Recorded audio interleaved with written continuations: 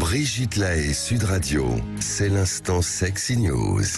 Franck Martin avec bien sûr Flore Chéry qui nous rejoint. Bonjour Flore. Bonjour Brigitte. Alors, il faut choisir un pseudo pour être actrice de films porno ? Oui, alors souvent quand vous êtes actrice, vous choisissez votre pseudo et il faut surtout bien le choisir parce qu'une erreur et vous pouvez vous retrouver avec des avocats collés au cul sans que ce soit une partie de plaisir pour cette fois. C'est par exemple le cas récent de Gigi Dior, une hot MILF. On le sent venir. Notre MILF, notre cougar américaine de 40 ans qui a déposé son nom en tant que marque l'année dernière et qui vient de recevoir une poursuite de la part de la haute maison de couture Christian Dior, non seulement pour l'utilisation de la marque, mais aussi pour le ternissement de celle-ci. Car oui, quand vous êtes une actrice porno, vous pouvez ternir les images de marque. C'est arrivé à Clara Morgan en 2017. Elle collaborait avec la société de champagne Charles de Cazenove et pour sortir une cuvée rosée à son nom. Et cette opération marketing, somme toute sympathique, elle rhabillait une bouteille de dentelle noire sur fond de rose pétillant bien girly, a été entachée par la réaction du comte Loïc Chirousseau de Bigot de Cazenove qui a attaqué la société qui porte son nom, dont il n'est plus propriétaire. Il avait cédé les droits, mais criant sous tous les toits que l'on salissait son nom et surtout celui de ses ancêtres, précisant dans tous les médias, avec un rapport qui m'échappe, que ses ancêtres étaient des résistants qui ont participé au sauvetage de la nation, très amis avec le général de Gaulle. Moi, à part l'amour de la Gaule, je vois pas trop le rapport avec les activités de Clara Morgan, mais en particulier en 2017, c'était son cabaret qui était au centre de ses affaires et son passé de porn star était déjà loin, mais tout de même, avoir été actrice porno un jour, ça marque et toujours ça peut salir. On se rappelle aussi de Katsuni, anciennement connue sous le nom de Katsumi avec un M, qui a été interdite de porter ce pseudo en raison de son homonymie avec Marie Katsumi, une femme qui dit souffrir dans son quotidien de la comparaison. La justice française lui demande d'arrêter d'utiliser ce pseudo en 2007, puis la condamne à 20 000 € de dommages et intérêts, car certains contenus reprenaient encore l'ancien pseudo malgré l'interdiction. 20 000 € le pseudo d'actrice porno. Ça commence à faire cher payer. Et donc on pourrait s'attendre à ce que je conclue cette chronique en vous conseillant de bien réfléchir, en vous donnant mes trucs et astuces avant de choisir un pseudo d'actrice porno, mais je préfère conclure par des excuses. Celles que l'on n'a pas fait à toutes ces actrices, parce qu'il n'est pas normal qu'une femme, un jour, ternisse une image de marque. On peut ne pas aimer le porno, on peut ne pas en regarder, on peut ne pas apprécier la façon dont il est fabriqué, dont il est commercialisé, dont il véhicule des clichés. On peut critiquer le fait qu'il manque de créativité, qu'il norme les corps, qu'il soit fait par les hommes pour des hommes. On peut ne pas aimer le sexe sans sentiment, ni contexte, ni mot d'amour.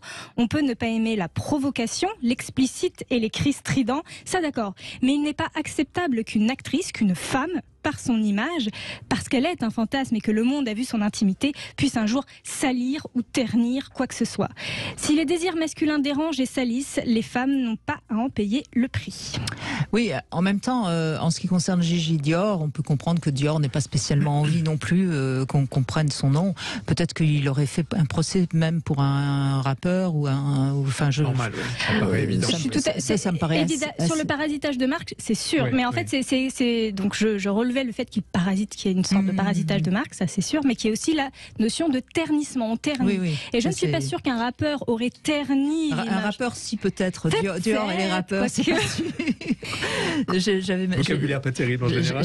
Oui, je sais pas, j'ai peut-être pas choisi le bon exemple, mais en effet, ternir, vous avez raison. Voilà, c'est cette terminologie qui me déplaisait un petit peu et que je retrouvais dans d'autres contextes, sur d'autres actrices qui peuvent salir, ternir, dégrader des images de marque.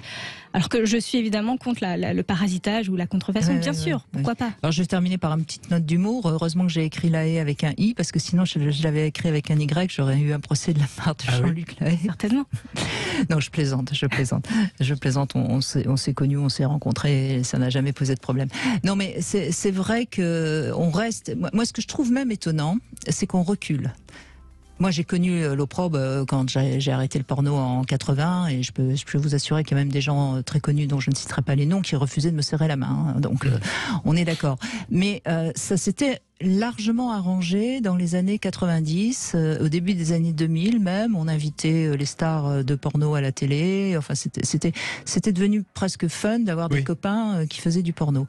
Et là, on est en train de reculer, mais à grande vitesse. Et ça, moi, je trouve ça assez inquiétant. Je crois qu'on est quand même, il y a quand même un monde puritanisme qui est en train de prendre forme.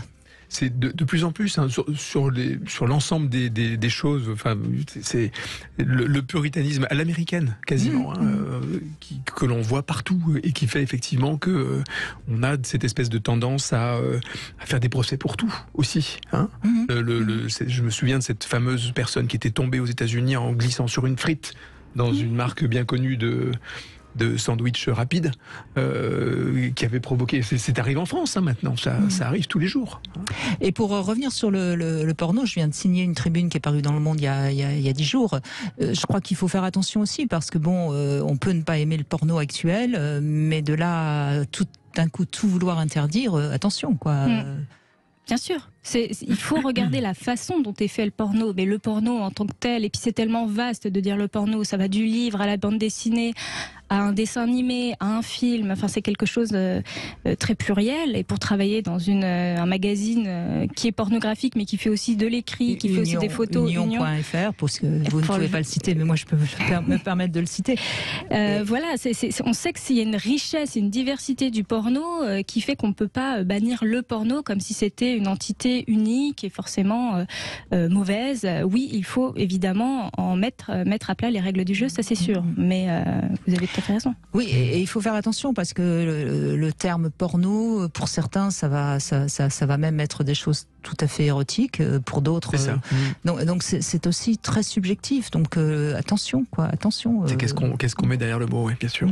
Et d'ailleurs, votre recueil de nouvelles érotiques indécentes, c'est aux éditions de la Musardine, dans lequel vous avez écrit une très jolie nouvelle, je l'ai déjà dit.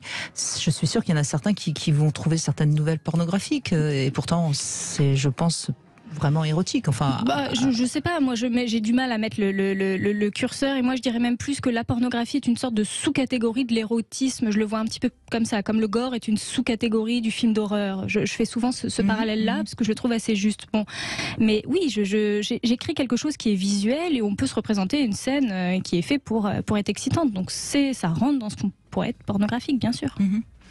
Merci Flore Chéry. Merci Flore. Avec plaisir. Et vous avez fait attention en choisissant votre pseudonyme, vous Parce que les chocolats chéris, ils vont peut-être... Oui, les mouches chéries vont peut-être se réveiller. Non, mais ça a pu me causer des problèmes, oui. C'est vrai oui, puis avant, j'avais un autre pseudo qui s'appelait Flore Chérise, mais c'est une autre... Et j'ai changé pour Flore Chéry, donc j'ai déjà eu des petits soucis. Voilà, j'ai été obligée de changer, moi aussi. Bon, enfin, merci en tout cas Flore Chéry.